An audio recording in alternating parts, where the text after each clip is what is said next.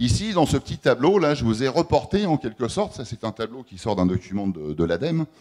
On voit ici, je dirais, un bâtiment de bureau en béton, donc les plus courants, hein, ceux qu'on rencontre le plus souvent en France.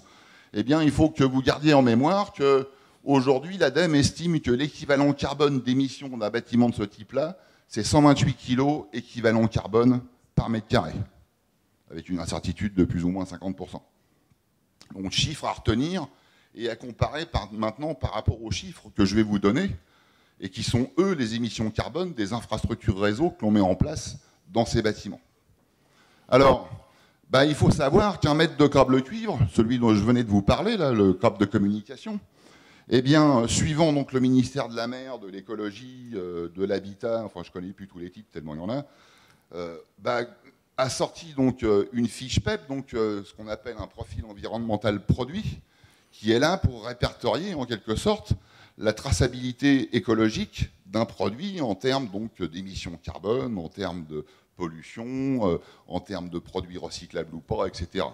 Il faut savoir donc que ces fiches PEP aujourd'hui nous donnent une valeur de 1070 grammes équivalent CO2 qui sont émis durant tout le cycle de vie par 1 mètre de câble 4 paires de communication.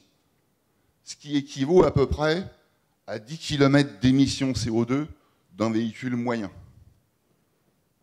1 mètre.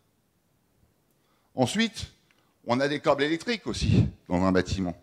Un câble électrique standard qui distribue n'importe quelle prise de courant, c'est 1040 grammes équivalent CO2. On a de la fibre optique aussi. La fibre optique, suivant, je dirais, le nombre de fibres que l'on a dans le câble, on a des valeurs qui vont entre 59 et 650 grammes équivalent CO2. Donc il en résulte quoi ? Que si on applique cela, je dirais, à l'infrastructure courante que je vous ai exposée sur le slide précédent, eh bien nous arrivons à un total d'émissions CO2 faites par l'infrastructure de câblage et les équipements qui la composent. Je ne vous parle même pas des produits électroniques qui vont venir se connecter dessus. Je vous parle juste des câbles, des supports, des baies, etc., qui sont utilisés pour créer ce câblage. Eh bien, à l'installation, ça nous fait une valeur qui tourne aux alentours de 3,69 kg équivalent carbone par mètre carré. Si on reporte ça sur 50 ans d'exploitation, qui est une durée, je dirais, moyenne habituelle d'exploitation d'un bâtiment d'activité avant qu'on en fasse une réhabilitation majeure, eh bien, sachez, je dirais qu'aujourd'hui, cette infrastructure dans l'environnement tertiaire est renouvelée en moyenne tous les 7 à 10 ans.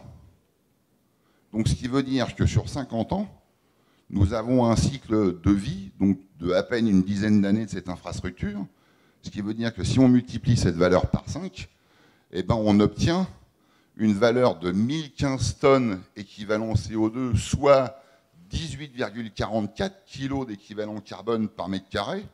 Si on rapproche ça à la valeur dont je vous parlais tout à l'heure, eh bien on se rend compte que ça représente 14,4% du bilan global carbone du bâtiment. Donc on ne parle pas d'un chiffre derrière la virgule.